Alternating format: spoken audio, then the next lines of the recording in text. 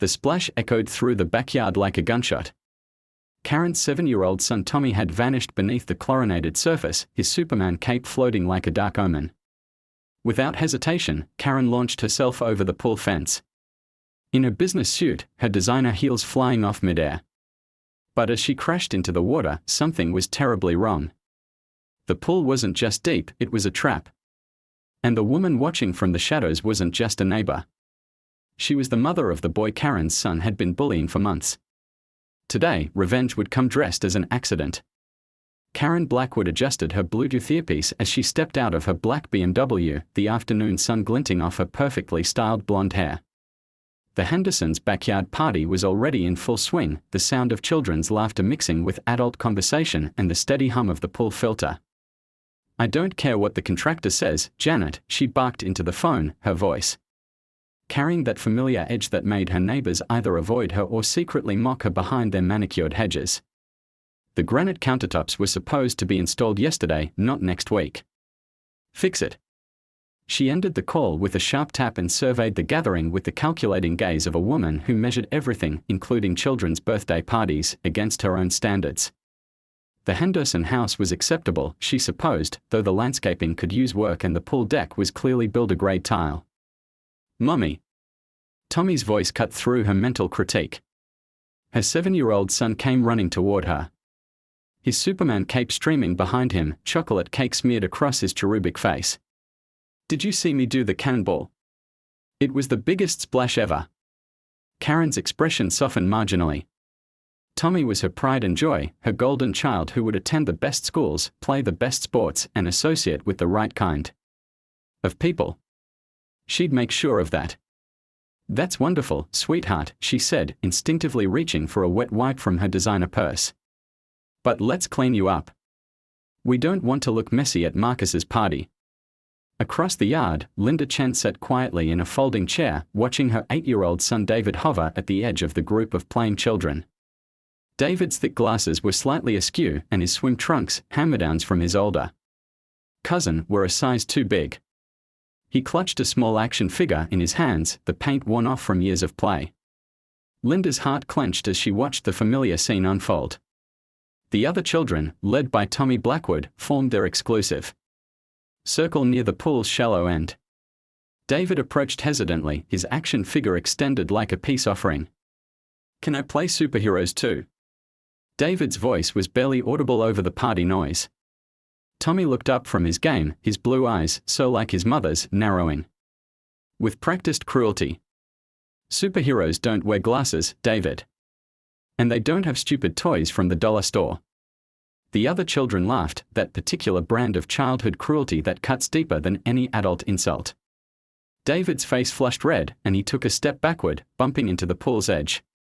Linda started to rise from her chair, but her husband Peter's hand on her arm stopped her. "Let him handle it," Peter murmured, though his jaw was tight with suppressed anger. "He needs to learn to stand up for himself." But Linda had been watching this dynamic for months now. At the school pickup line, at the grocery store, at every neighborhood gathering, Karen Blackwood's precious son systematically tearing down her quiet, sensitive boy piece by piece. And Karen never saw it, never stopped it, never acknowledged that her golden child might be anything less than perfect. "Actually," Tommy continued, his voice getting louder, more confident as he sensed the audience's attention, "superheroes are brave.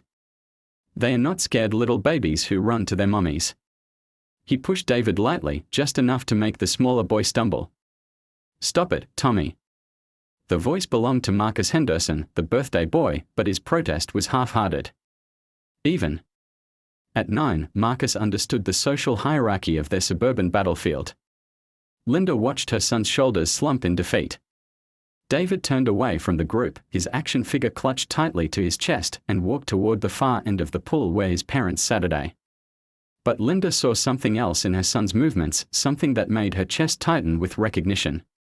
She had walked that same walk of humiliation countless times in her own childhood, the weight of rejection and cruelty pressing down like a physical burden. "I don't like Tommy," David whispered when he reached her chair. "He's mean." Linda pulled her son close, feeling the slight tremor in his small frame. "I know, baby. Some people don't know how to be kind." But as she spoke the words, Linda's eyes found Karen Blackwood across the yard. Karen was laughing at something another mother had said, completely oblivious to the drama that had just unfolded. Her manicured hand gestured animatedly as she spoke. Probably about her latest home renovation or Tommy's achievements at school. The rage that had been building in Linda's chest for months suddenly crystallized into something harder, more focused. Karen lived in a bubble of privilege and willful ignorance, never seeing the damage her son inflicted, never taking responsibility, never even acknowledging that her perfect little family might cast shadows on others. "Peter," Linda said quietly. Her voice steady despite the storm building inside her. "I need to talk to Karen." Her husband looked at her with concern. "Lynn, maybe not today. It's Marcus's party, and you know how she gets when, no." Linda's voice was firm. "I'm done watching my son get torn down while she pretends her kid is an angel." She stood up, smoothing down her modest sundress, and began walking across the yard. Her heart hammered against her ribs, but her steps were steady. Years of swallowed words, months of watching her son's confidence erode, decades of her own memories of being the outsider, it all converged into this moment. Karen was still laughing when Linda approached, her blonde head thrown back in practiced delight at whatever amusing anecdote she was sharing with Sarah Mills and Jennifer Torres, two other neighborhood mothers who orbited Karen's social sphere. Like planets around the sun. "Karen," Linda said, her voice cutting through the laughter. "I need to speak with you." Karen's laugh died, and she turned toward Linda with the kind of smile that didn't reach her eyes, the smile she reserved for people she considered beneath her notice. "Oh, Linda. I didn't see you there. How are you enjoying the party? I need to talk to you about Tommy and David." The temperature in the small circle seemed to drop several degrees. Sarah and Jennifer exchanged glances, sensing drama, while Karen's expression shifted to one of polite confusion tinged with irritation. "I'm sorry, what about them?" Karen's tone carried the subtle implication that whatever Linda was about to say was probably an overreaction, probably not worth her time. Linda felt her hands begin to shake, but she pressed on.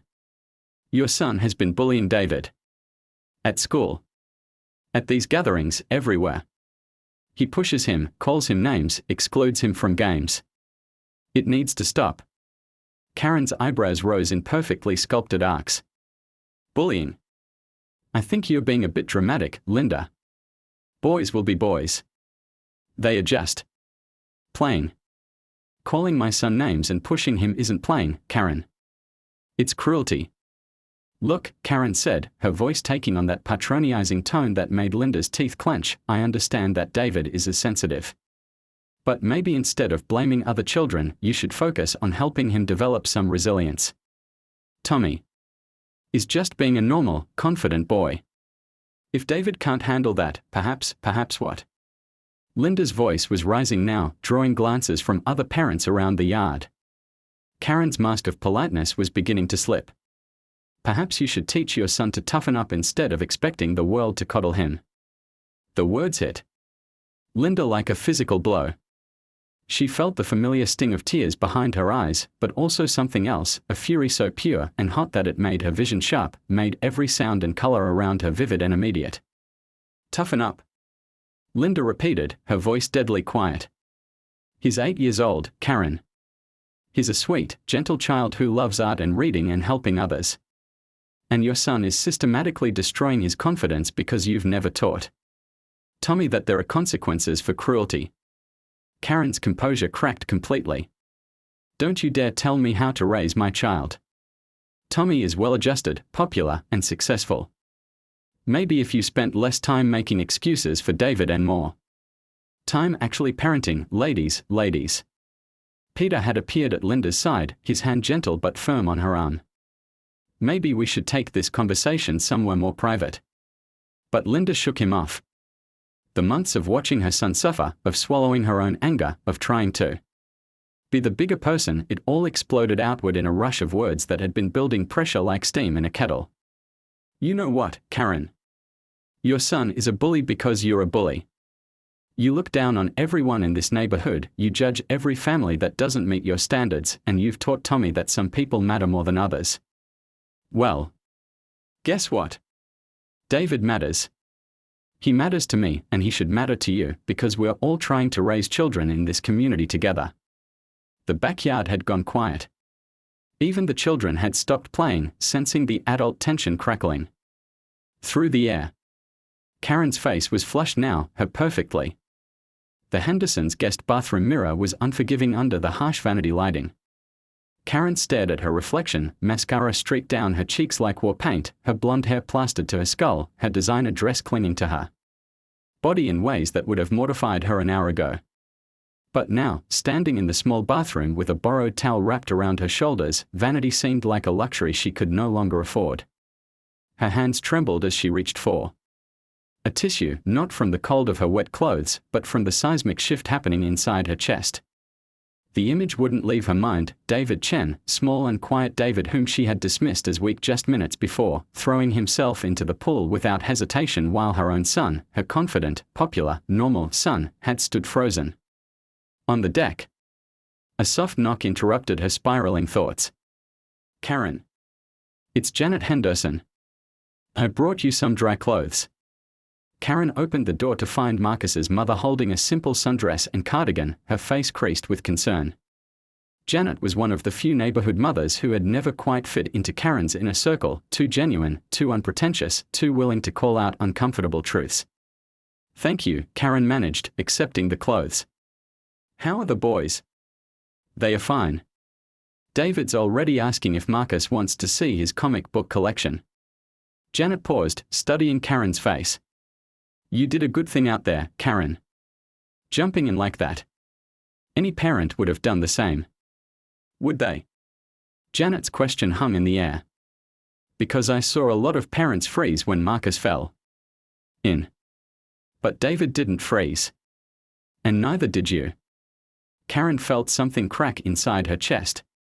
David, he was already in the water when I got there. He was trying to save Marcus. Yes, he was. The words were simple, but they carried the weight of everything Karen was trying not to acknowledge. She closed the door and changed into the borrowed clothes with mechanical movements, her mind replaying the afternoon's events in excruciating detail. When she emerged from the bathroom, the party had transformed. The festive atmosphere had been replaced by subdued conversations and early departures. She found Tommy sitting alone on a patio chair, his Superman cape draped over the back, his face pale and thoughtful. Mommy. His voice was smaller than usual. Is Marcus okay? He's fine, sweetheart. Karen sat beside him, noting how young he suddenly looked without his usual cocky confidence. David saved him. David. Tommy's brow furrowed. But David's scared of the deep end. He never goes past the shallow part.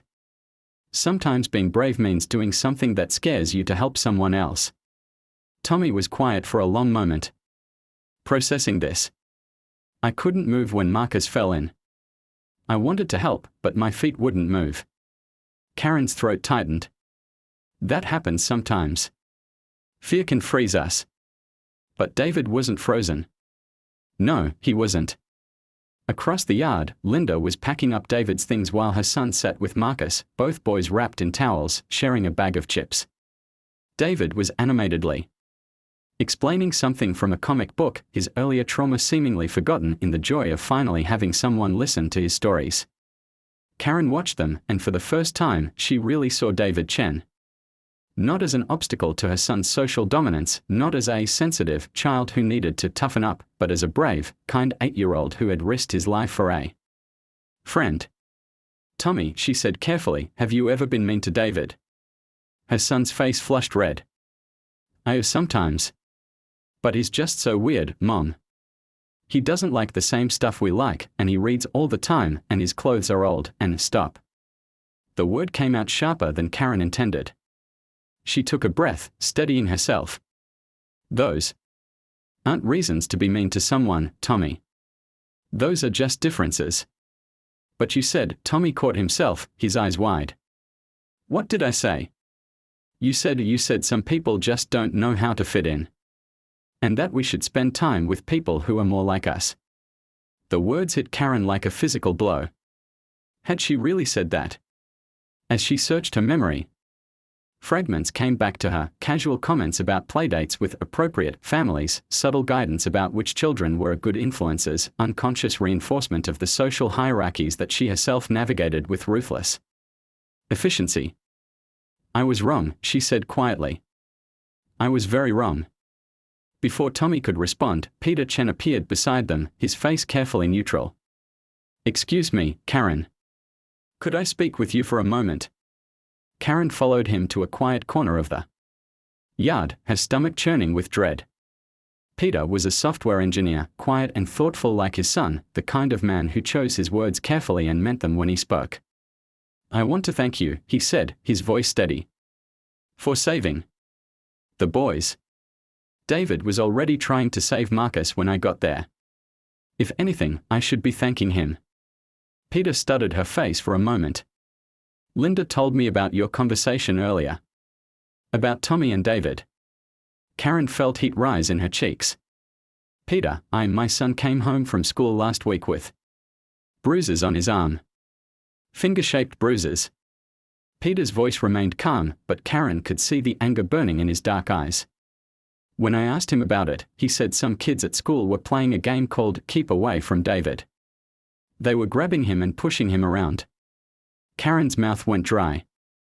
"I didn't know Tommy was one of those kids, Karen. And when David tried to tell the teacher, the other children said he was lying. They said he was just clumsy and had fallen." The yard seemed to spin around Karen. Tommy wouldn't, but even as she spoke the words, she knew they were false. She thought of all the times Tommy had come home with stories about school, about the weird kid in his class, about how he and his friends had to stick together against the outsiders. "Your son has been systematically bullying mine for months," Peter continued.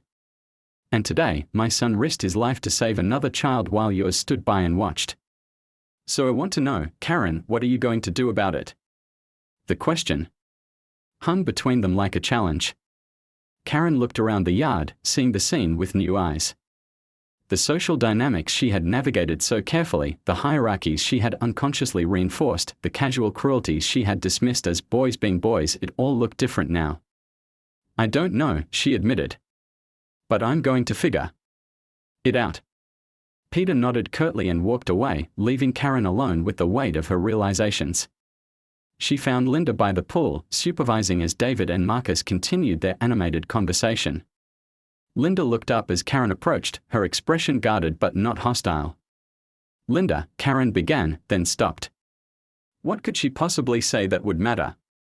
How could she apologize for months of willful blindness, 4 years of teaching her son that some people mattered less than others? "I owe you an apology," she finally managed. "Several apologies, actually." Linda's eyebrows rose slightly. "Go on." "I was wrong about David. I was wrong about what strength looks like. I was wrong about everything, really." Karen's voice cracked. "I've been so focused on making sure Tommy fit in, on making sure he was popular and confident, that I never stopped to think about what I was actually teaching him." "And what were you teaching him?"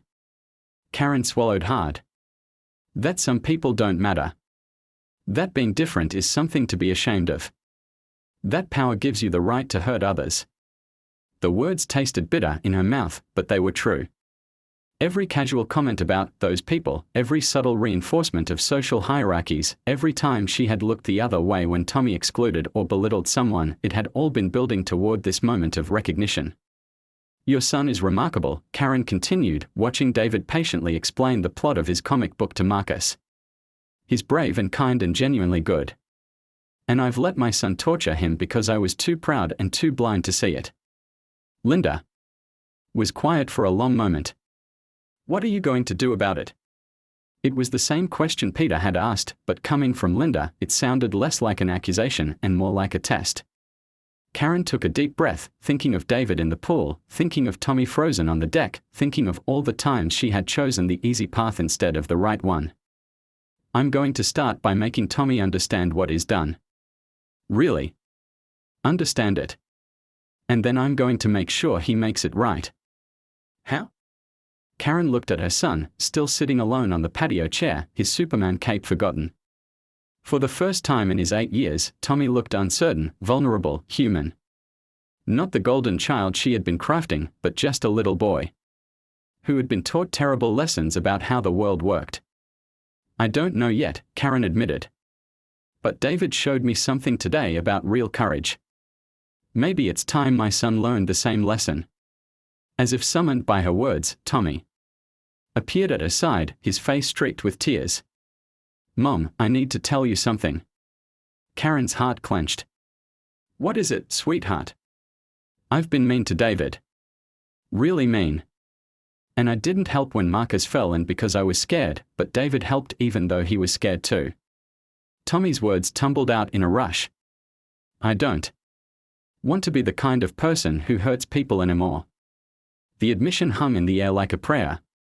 Karen looked at her son, really looked at him, and saw not the perfect child she had been molding, but a real boy struggling with real guilt and real growth. Beside her, Linda's expression softened slightly. Tommy, she said gently, would you? The Morrison family's waiting room vigil stretched into its second day. Karen sat in an uncomfortable plastic chair, her hands wrapped around a lukewarm cup of coffee, watching Jake's parents take turns pacing the sterile hallway. The boy was stable but unconscious, his head wrapped in bandages, machines beeping steadily beside his bed. She shouldn't be here. She had no real connection to the Morrison family beyond neighborhood pleasantries and the fact that Jake was one of Tommy's friends. But she couldn't shake the feeling that she was somehow responsible for the boy lying motionless behind the ICU doors. Any change? Linda Chen appeared beside her, carrying 2 fresh cups of coffee and a bag of sandwiches. Karen looked up in surprise. What are you doing here? The same thing you are, I imagine. Linda settled into the chair beside her, trying to make sense of what happened. They sat in silence for a moment, watching Jake's mother, Rebecca, lean against her husband's shoulder as they spoke quietly with the doctor. The conversation was too far away to overhear, but the body language told its own story, cautious optimism mixed with exhaustion and fear. I keep thinking about timing, Karen said finally. Jake crashed his bike at almost the exact moment David was saving Marcus. How does that happen? Linda was quiet for a long moment. Maybe it doesn't mean anything. Maybe sometimes bad things just happen to remind us that good things matter more. Or maybe, Karen's voice was barely a whisper, maybe Jake was showing off because that's what I taught these kids to value. Being the biggest, the strongest, the most reckless. Maybe he crashed because he was trying to prove he was better than someone else. Before Linda could respond, Tommy appeared in the doorway, his face pale and drawn. He had been asking to come to the hospital since hearing about Jake's accident, and Karen had finally relented, hoping that seeing the consequences of reckless behavior might reinforce the lessons they had been discussing at home. Mom? Tommy's voice was small. Can we go see Jake now? Karen stood, taking her son's hand. Just for a few minutes. And remember what we talked about. They walked through the ICU doors together, Linda following quietly behind. Jake looked impossibly small in the hospital bed, his usually animated face peaceful but frighteningly still. Tubes and wires connected him to various machines, and his head was wrapped in white gauze that made his youth even more stark. Tommy stopped short when he saw his friend, his hand tightening in Karen's grip. Is he going to be okay? The doctors think so, Karen replied, though she could hear the uncertainty in her own voice. Rebecca Morrison looked up as they approached. Her eyes red-rimmed but grateful. Karen, thank you for coming. And Tommy, Jake would be so happy to know you're here. Tommy stared at his friend, his 8-year-old mind struggling to process the reality of mortality. I brought him something, he said quietly, pulling a small comic book from his pocket. It's the new Superman issue. I thought maybe when he wakes up. That's very thoughtful, sweetheart. Rebecca's voice cracked slightly. You can leave it on his bedside table. As Tommy carefully placed the comic book where Jake could see it when he woke up, Karen found herself studying the boy in the bed with new eyes. She had always seen Jake as one of Tommy's more problematic friends, loud, aggressive, prone to showing off. But now, seeing him vulnerable and unconscious, she saw only a child whose bravado had been stripped away to reveal the fragile human being underneath. Rebecca, she said carefully, I know this might not be the right time, but I need to ask you something. Has Jake ever talked to you about school? About any problems with other kids? Rebecca's brow furrowed. Problems? Not really. I mean, he's always been popular, confident. He and Tommy and their group of friends seem to run things. In their class. She paused, studying Karen's face. Why do you ask? Karen felt Linda's presence behind her, a silent reminder of the conversation they all needed to have. I think there are some things happening at school that we parents haven't been paying attention to. Things our kids have been involved in. That we need to address. What kind of things? Before Karen could answer, a commotion in the hallway drew their attention. Through the ICU window, they could see a group of people approaching, parents and children from their neighborhood, carrying balloons and flowers. But as Karen watched, she noticed something that made her stomach clench with dread. David Chen was with them, walking beside his father, carrying a small handmade card. And trailing behind the group were several other children from Tommy's class, kids who had participated in the systematic exclusion and bullying that Karen was only beginning to understand. Oh God, she whispered, realizing what was about to happen. The group entered the ICU waiting area, their voices subdued but their presence filling the small space. David approached Jake's bed with quiet dignity, placing his handmade card beside Tommy's comic book. I made this for Jake, he said simply to Rebecca. I hope he gets better soon. Rebecca smiled through her tears. Thank you, David. That's very sweet. But as David stepped back from the bed, one of the other children, a boy named Marcus Wheeler, not to be confused with Marcus Henderson, snickered quietly. Why's the weird kid here? Jake doesn't even like him. The words cut through the hushed atmosphere like a knife. Linda's hand found David's shoulder protectively, while Peter's face darkened with anger. But it was Tommy who surprised everyone. Shut up, Marcus, he said, his voice sharp with unexpected authority. David's not weird. And Jake would want him here because Jake's not mean like that. Marcus Wheeler looked stunned. Tommy had been one of the ringleaders in the social hierarchy that kept kids like David on the outside. For him to defend David now was tantamount to revolution. But Tommy, you always said I was wrong. Tommy's voice was firm, though Karen could hear the tremor underneath. I was wrong about a lot of things. The silence that followed was deafening. Rebecca Morrison looked between the children with growing confusion, clearly sensing undercurrents. She didn't understand. The other parents exchanged glances, recognizing the tension but uncertain of its source. Karen realized this was her moment, her chance to begin unraveling the web of cruelty and exclusion that had been hiding in plain sight. Her heart hammered against her ribs, but she thought of David's bruises, of Jake unconscious in his hospital bed, of all the times she had chosen silence over truth. Rebecca, she said, her voice steadier than she felt, I think there's something all of us parents need to discuss. About our children and about what's been happening at school that we haven't been seeing. Rebecca's confusion deepened. I don't understand. Karen looked around the room at the assembled parents, successful, well-meaning people who, like herself, had been operating under the assumption that their children were basically good, that any problems were minor squabbles or personality conflicts. People who had never looked closely enough to see the systematic cruelty happening right under their noses. Jake's accident, Karen began carefully, happened because he was showing off. He was trying to jump a barrier on his bike that was clearly dangerous. And I think he was showing off because we've created a culture among our children where being the bravest, the most reckless, the most dominant is how you prove your worth. Karen, I don't see what that has to do with, we have a bullying problem. The words came out in a rush before Karen could lose her nerve. Our children, including my son, including Jake, have been systematically excluding and tormenting other kids. Kids like David Chen. And we've been letting it happen because we didn't want to see it. The room erupted in uncomfortable murmurs. Parents shifted in their chairs, looked at their children with new uncertainty. Marcus Wheeler's mother, Sandra, shook her head in denial. I think you're overreacting, Karen. Kids have always had social groups. It's natural. Linda's voice was quiet but deadly. She reached into her purse and pulled out her phone, scrolling through photos until she found what she was looking for. Is this natural? She held up a photo of David's arm, showing the finger-shaped bruises in stark detail. The image was shocking in its clarity, clear evidence of physical abuse that couldn't be dismissed as rough play or childhood squabbles. This is what natural social groups did to my son last week. Linda continued. While you were all assuming your children were angels, mine was coming home with bruises and asking me why some kids are just mean for no reason. Rebecca Morrison's face had gone white. Who did this? Linda's eyes swept the room, taking in each parent and child. According to David, it was a group effort.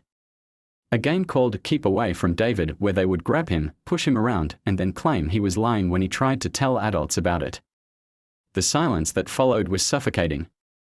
Karen watched as each parent looked at their own child, seeing the guilt and recognition in young faces. Tommy was crying now, the weight of his complicity finally hitting him fully. Tommy, Rebecca said quietly, is this true? Tommy nodded miserably. We didn't mean to hurt him. We just wanted him to go away. He was different, and we thought that meant he didn't belong with us. The admission hung in the air like an indictment. Karen felt simultaneously proud of her son's honesty and horrified by what it revealed about the values she had instilled in him. Different how? Rebecca pressed, her voice gain. 3 weeks later, Karen stood outside Lincoln Elementary's principal office, her palms sweating despite the morning chill.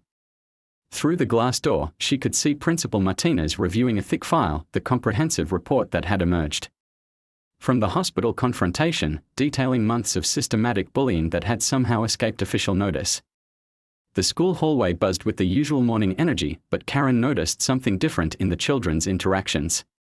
Conversations seemed more tentative, group dynamics less rigid.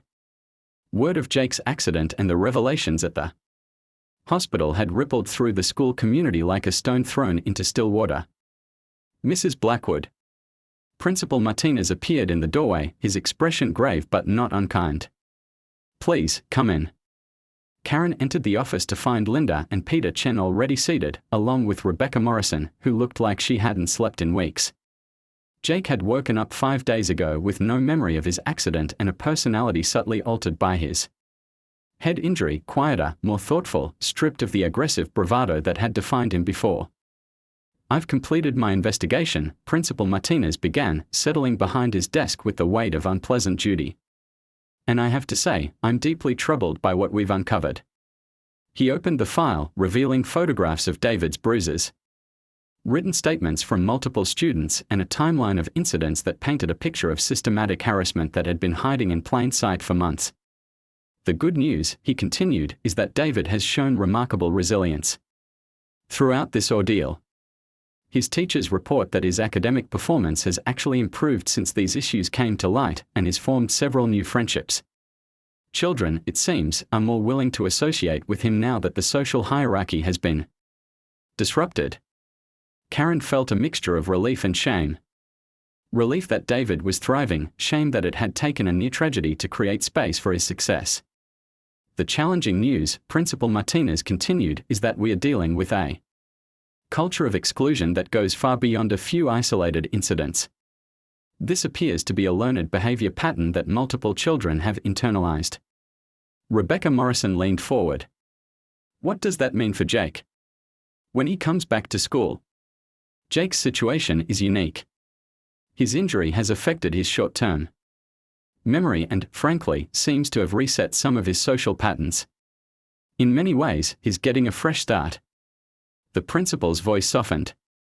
He doesn't remember participating in the bullying behaviors, and his new personality seems much more naturally inclusive.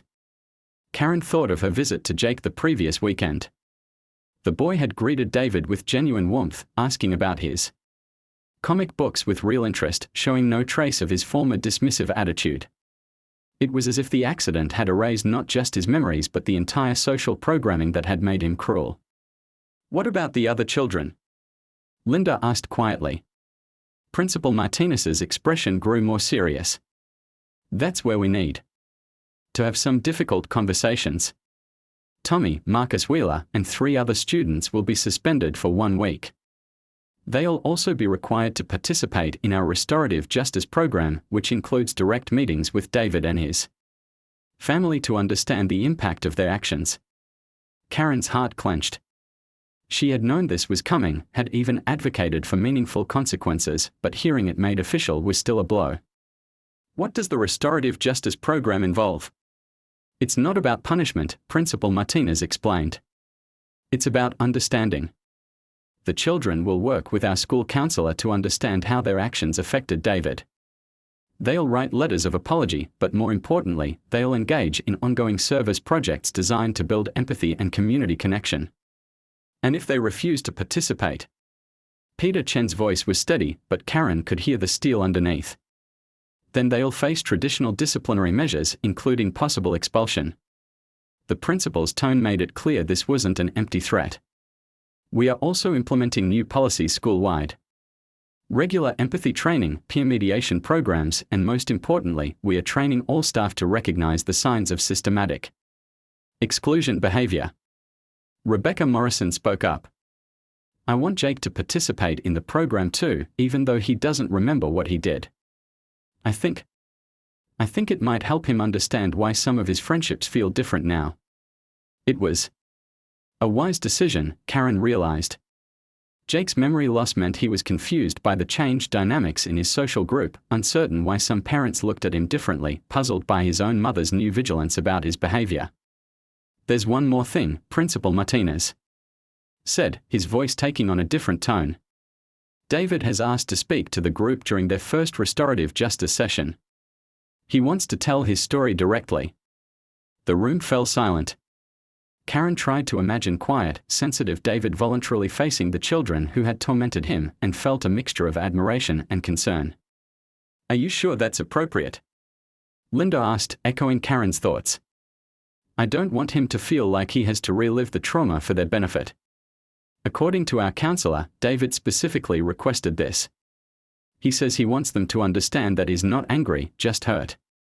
And he wants to explain what it felt like to be excluded so they can understand why inclusion matters.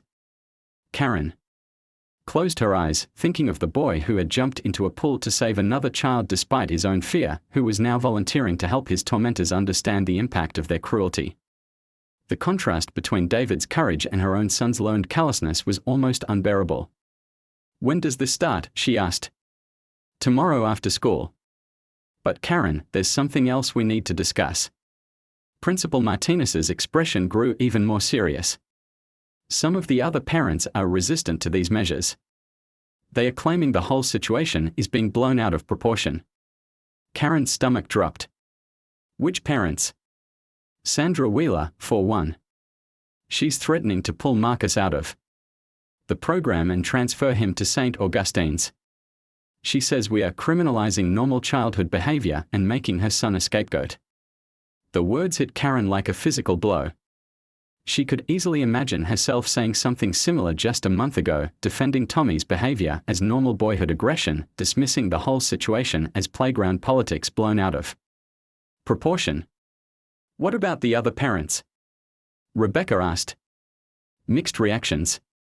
Some are supportive, others are in denial. A few are angry that their children are being punished for what they see as David's oversensitivity. Principal Martinez paused. I have to ask, Mrs. Blackwood, how is Tommy handling all of this? Karen thought of the past 3 weeks, of the nightly conversations she and Tommy had been having about empathy, consequences, and what it meant to be truly strong. Her son had cried every night for the first week, not from self-pity but from genuine remorse as he began to understand the pain he had caused. He's struggling, she admitted. But he's also growing. He's been asking a lot of questions about why we behave the way we do, about what makes someone worthy of friendship. Questions I should have been asking myself years ago. And how are you handling it? Linda's question was gentle, but Karen heard the deeper inquiry underneath. I'm learning that being a good parent isn't about raising a successful child, Karen replied slowly. It's about raising a good human being. And I failed at that. Badly. The honesty hung in the air between them.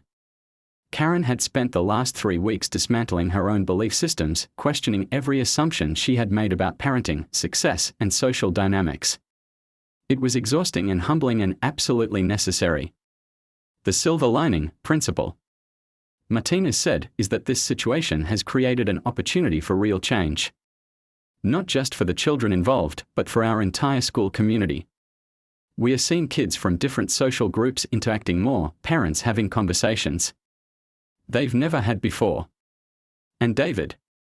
Peter asked. How is he really doing with all the attention? Principal Martinez smiled for the first time during the meeting. David is thriving. He's been selected to join the gifted program that we somehow overlooked him for in the past.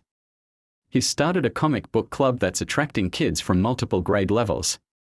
And yesterday, he asked Mrs. Henderson if he could help tutor some of the younger students in reading. Karen felt tears prick her eyes. While her own son had been learning to be cruel, David had been developing genuine leadership qualities, the kind that came from empathy rather than dominance. There is one concern, the principal continued. David's newfound confidence has made some of the parents uncomfortable. Mrs. Wheeler specifically complained that David is becoming uppity and attention-seeking. The phrase hit Karen like a slap. She recognized the language, the subtle way certain parents dismiss children who didn't know their place in the social hierarchy. The way she herself might have described David's emergence from the shadows just a few weeks ago. What did you tell her? Linda's voice was dangerously quiet. I told her that a child gaining confidence after being systematically bullied is exactly what we hope to see. And that if she's uncomfortable with David's success, perhaps she should examine why. Rebecca Morrison spoke up suddenly. I want to do something more. Beyond the school program.